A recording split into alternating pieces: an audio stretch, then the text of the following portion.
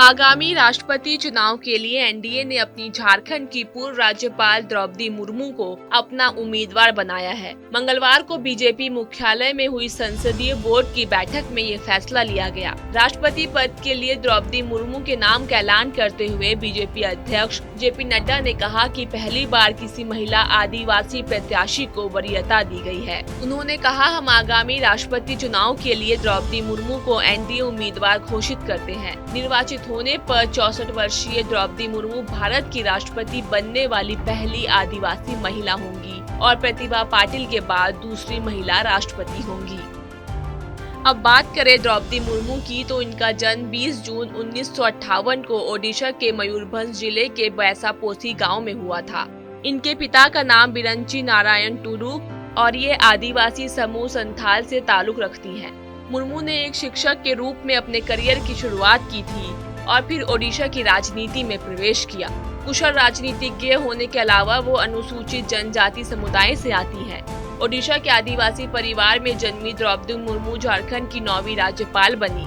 वो 2015 से 2021 तक झारखंड की राज्यपाल रह चुकी हैं।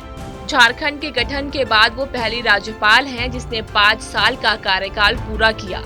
द्रौपदी मुर्मू का राजनीतिक जीवन 1997 में शुरू हुआ, जब उन्होंने पार्षद का चुनाव जीता।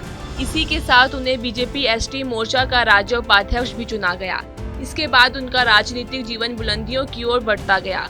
साल 2000 और 2009 में 2 बार ओडिशा की मयूरभंज विधानसभा सीट से बीजेपी के टिकट पर चुनाव लड़ा और जीत हासिल की। उन्होंने अपने पूरे राजनीतिक जीवन में पार्टी के अंदर कई प्रमुख पदों पर काम किया। 2013 से 15 तक द्रौपदी मुर्मू भगवा पार्टी की एचसी मोर्चा की राष्ट्रीय कार्यकारिणी सदस्य भी रह चुकी हैं। ओडिशा में बीजेपी और बीजेडी यानी बीजू जनता दल के गठबंधन वाली सरकार के दौरान वो वाणिज्य एवं परिवहन मंत्री रहीं। इसके अलावा 6 अगस्त 2002 से 6 मई 2004 तक मत्स्य पालन एवं पशु संसाधन विकास राज्य मंत्री थी। अब सवाल उठता है कि बीजेपी ने आखिर द्रौपदी मुर्मू को ही राष्ट्रपति पद के लिए नामित क्यों किया। तो बता दें कि मुर्मू को अपना राष्ट्रपति उम्मीदवार बनाकर बीजेपी एक तीर से 2 निशाने साधने की कोशिश कर रही है। बीजेपी आदिवासियों पर ध्यान केंद्रित कर रही है क्योंकि गुजरात, मध्य प्रदेश और छत्तीसगढ़ में विधानसभा चुनाव होने हैं। इन राज्यों में आदिवासियों की अच्छी खासी संख्या है, इसलिए आदिवासी मतदाता बीजेपी के लिए काफी अहम हो जाते हैं। इसके साथ ही द्रौपदी मुर्मू महिला मतदाताओं को आकर्षित करने में भी पार्टी की मदद कर सकती हैं।